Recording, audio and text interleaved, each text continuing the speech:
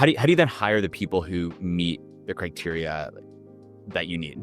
In talk about both hiring the people overall on the team and then also hiring the executive team around you over the past years. So that survey, I try to articulate to people, like, this is a place to work 70 hours and make 300. Like, this is a place to, and that's not exactly true, but like, this is the place where you're going to work a lot harder and make more money. But like, I want the grinders. I want the people that are mission driven, that are like, I'm going to fucking crush it. And it's, the overemphasis the past 5 years on work-life balance versus work-life harmony, which is like, yeah, take a vacation, but answer your emails while you're out there. Like those kind of things. It's like, and there are tons of people that probably are listening to this that are going, fuck this guy, and I'm like, yeah, great. All due respect, don't work here. Go find the job that respects that. That's fine. That's not the culture I'm building. And this was probably the biggest lesson I had to learn as a business owner was you have to build a culture you want and attract the people that resonate with it, not placate to everybody. And I made that mistake a few times. And now I'm like, nope, this is what we're building. This is how it works. And we thankfully have 250 people generally that are passionate about it. And there are a few that aren't, and they'll probably be gone soon. And we've become very comfortable with people leaving when it's not the right fit.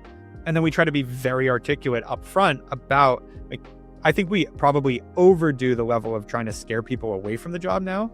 Like we have a new head of finance starting next week that we were ready to hire him. And I'm like, one more phone call. And I spent a half hour telling him all the things that are going to be miserable about the job again, just to make sure when he accepted, there was no day one, what the hell is going on? And I told him why I'm going to be an asshole as his boss and why these are the things that you're going to be pressuring. You're going to have to do all this tedium, rudimentary work that is way below your pay grade because we don't have the infrastructure to have someone else do it yet. And all the reasons why you're going to hate it here.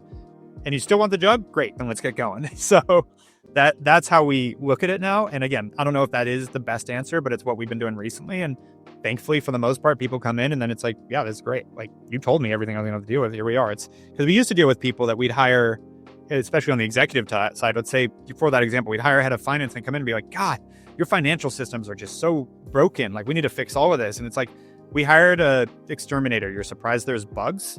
Like, no shit. If it all worked perfectly, you wouldn't have a job right now.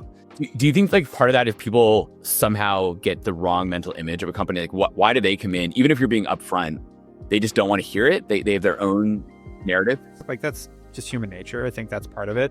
So they're going to, someone could take what I'm saying there, like here's all the ugly things, but he's just trying to scare me off. Like it's not going to be that bad. And I didn't say that. I told them exactly what was going to happen. And so you never know how people are going to take it, but do everything you can to give a realistic job preview. I just had an interview with another potential executive we're hiring today. And the guy definitely was taken back once I told him all the things that he was going to have to do. He's like, this sounds like a lot more than was in the job requirement. I'm like, yeah, that's why I'm telling you it. Like job requirements are 1 page. You get through it. Like, got it. Here are the details. Are you ready for that? And he's like, his answer was, I don't know. It's like, fair answer. And we're talking more. I didn't write him off because of that.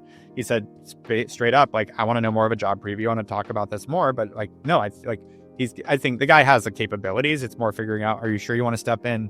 Because back to ambition, I want to build something world-class here. And my executive team is going to have a lot of pressure on them in order to keep up and with what I expect to do here.